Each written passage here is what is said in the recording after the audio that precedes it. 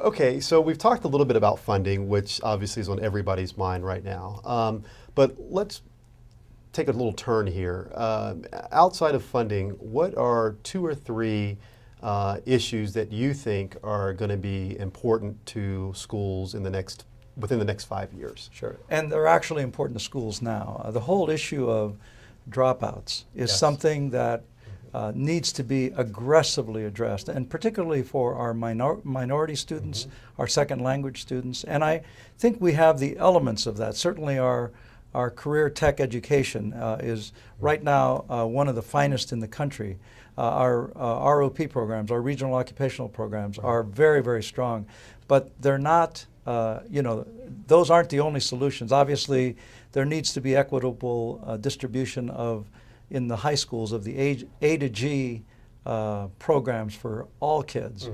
What's happening to a lot of our kids is that they're unfortunately are getting put into the slower classes and don't qualify for the going to college at the end of their career. But that is, for me, one of those critical elements we need to address.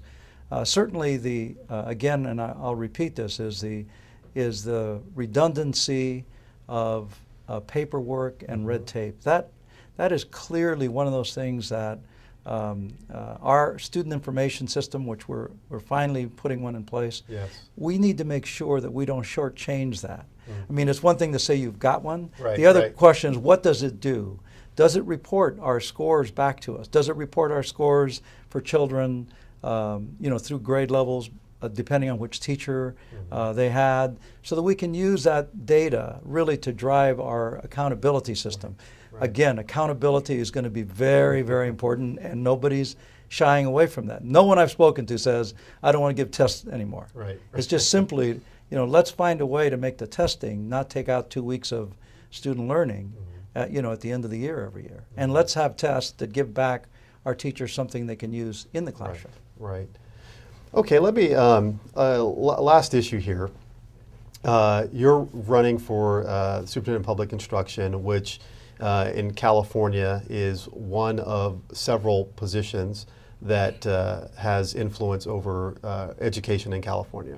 So we have the SBI, we have the State Board of Education, which is appointed by the governor, as you know, the Secretary of Education, we have our governor, and we have our legislature. And then, of course, you have your county boards and your local school districts.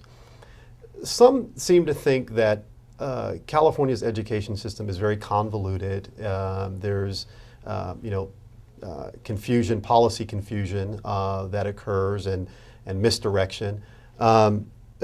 What impact, given the system that we have, what meaningful impact can the SBI have going forward after we get through all of this mess, and we're dealing with accountability, and we're dealing with funding, we're dealing with dropout rates? What's your thoughts on that?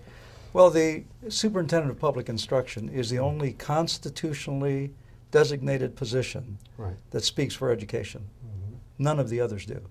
So clearly, the people of the state of California say, this is the person who should speak for education. Now, clearly the governor has strong beliefs, and it would be my, obviously from the very beginning, it would be my thought to work closely with the governor. Certainly, you can't be at odds, and I believe that there are a lot of things that, as a superintendent of public instruction, I could bring some common ideas together.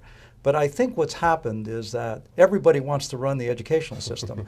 And in doing that, what you've gotten are a lot of regulations that sometimes counter one another, create a lot of red tape, create needless accountability elements. So you have these pockets of things that people have to report back about. Did these kids do that? And then you turn them over, and did they do this as well? And then did they? So the issue is someone has to take the lead.